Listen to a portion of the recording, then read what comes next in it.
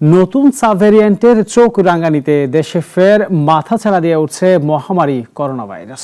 নতুন ভাইরাসটি শুরু থেকে ধারাবাহিকভাবে রূপ পাল্টাচ্ছে। এর কয়েকটি ধরনও তৈরি হয়েছে। স্বাস্থ্য দপ্তর নতুন নতুন ভ্যারিয়েন্টের প্রাদুর্ভাব ঠেকাতে বিমানবন্দর ও স্থলবন্দরে জারি করেছে বিশেষ সতর্কতা। জনস্বাস্থ্যবিদরা বলছেন, আতঙ্কিত না হয়ে মানতে হবে স্বাস্থ্যবিধি। ৩ বছর বিশ্বে ভয়াবহ তাণ্ডব চালানোর পর যখন মহামারী করোনা ভাইরাস নির্মূলের আশা জেগেছিল, সম্প্রতি আবারও তা মাথাছাড়া দিয়ে উঠেছে। পাশের দেশ ভারতে ধারণ করছে ভয়াবহ রূপ।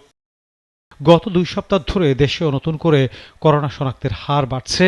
গেল ৫ জুন করোনা ভাইরাসে আক্রান্ত হয়ে মারাও গেছেন একজন। এর মধ্যে দেশে শনাক্ত হয়েছে করোনার নতুন ধরন। ওমিক্রন ধরনের নতুন এ ভ্যারিয়েন্টের সংক্রমণ হার বেশি জানিয়ে জনস্বাস্থ্যবিদরা আশঙ্কা করছেন আবারও অনেক মানুষ আক্রান্ত হবার।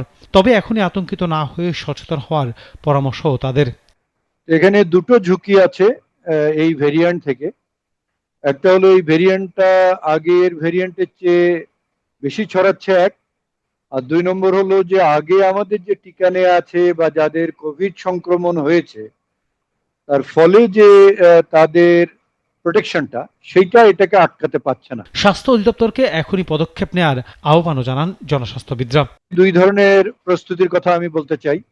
একটা হলো স্বাস্থ্য বিভাগের প্রস্তুতি, যে তাদের এটার উপর ভিত্তি করে একটা আপৎকালীন কর্ম পরিকল্পনা বা কর্মকৌশল প্রণয়ন করতে হবে, যে সংক্রমণের কোন অবস্থা হলে আমরা কি করব, স্বাস্থ্য বিভাগ কি করবে এবং জনগণের কি করণীয় আছে। যদিও এরই মধ্যে স্বাস্থ্য সুরক্ষায় জনসমাগমপূর্ণ এলাকায় মাস্ক ব্যবহারে সবাইকে অনুরোধ জানিয়েছে স্বাস্থ্য মন্ত্রণালয়।